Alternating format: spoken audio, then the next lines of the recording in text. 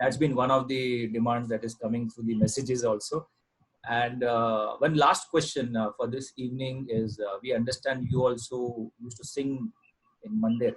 So any important messages, or as bhajan group we need to keep in mind, which you got chance to learn at Lotus Feet?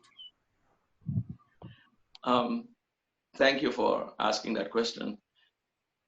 I never knew how to pick up on Shruti. I was not a trained singer. I was what we call bathroom singer, like anybody else.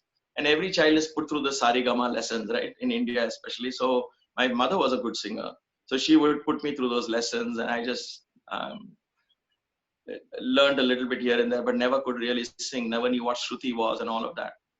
But Baba was very kind enough to pick 12 of us and said, practice and start singing. So there are many lessons in that. But one very beautiful lesson is, I used to think that, what is there when you sing, you can just sing with feeling. Baba only wants feeling. And why worry about Shruti and Tal and Rag and all of that?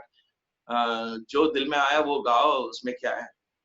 So the lesson there, because I see this in many centers, and sometimes bhajan is more of a fiasco than singing. Pardon me for saying this. But this is what happened.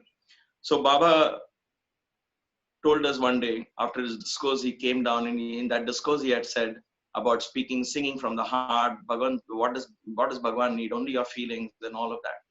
Then he came to a few of us and sat down and came to us. And I think it was more for me, that message, because that's what I used to believe. And I used to try and sing my best, but I used to think, why are these boys next to me, like really good singers like Hirok and S. Kumar and B. Kumar and Brother Hariharan and Brother Kote and all of these guys are amazing singers. And so I used to think, who has the time to do all this? Yeah, I don't have time. Just open your heart and sing. And he came and he said, after giving that discourse about feeling, which I thought he is emphasizing on what I believe. So I was very happy. I said, Dekha, even Baba is saying that. And he comes down and he says, what I told up there about feeling and singing from the heart and all of that is for people who follow. People who follow. When you are sitting in front of the mic, he looked at the tabla boy. He said, you pay attention to tal. He looked at me. He said, you pay attention to rag.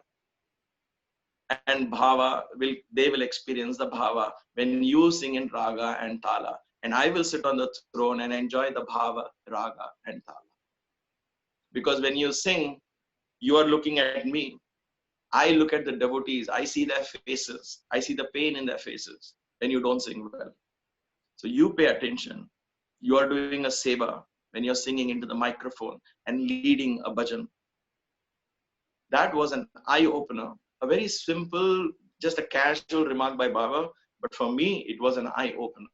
That when I have a microphone in front of me and I'm singing a bhajan, it is not about me at all. What I feel like, today I feel like singing a crying bhajan, let me sing. It is not about me at all.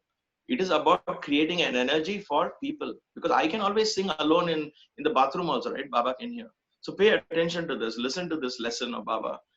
When you are offering a bhajan in the microphone, practice and sing well. If you're playing a tabla or a kanjira or tal for the bhajan, practice well and do your very best. At that moment, focus completely on the job at hand and let them enjoy the fruits. It's not about you enjoying as you're singing, you are doing a seva. Eventually, you will begin to do as well. Your bhava will flow when it is trained well with raga and tala. But don't compromise on the singing. Otherwise, Baba would have called it chanting. Why does he call it bhajan singing? So please pay attention to bhajan. Give respect to bhajan singing. Practice your bhajans when you go into the microphone, because that energy is what draws people in. It calms somebody's mind. We don't know how many people in bhajans are sitting with what problems they're going through. If your voice can bring calmness to them, peace to them, take their mind away from problem, not remind them of that problem.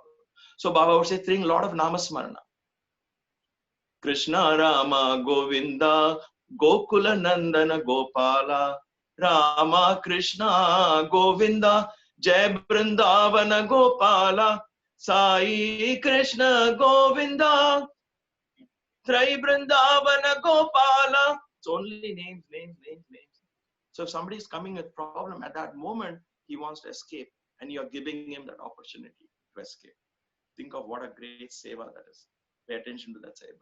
And if you don't have that talent to sing, then use your talent for something else. Maybe you're good in audio, visual, technical things, or maybe you're good in arranging the microphones and fixing the cables around the microphone. Maybe you're good in decorating the altar. All of these are seva that goes to the divine ultimately. You don't have to necessarily sit and sing in front of the mic to prove your devotion or feel that Baba is to hear your bhajan.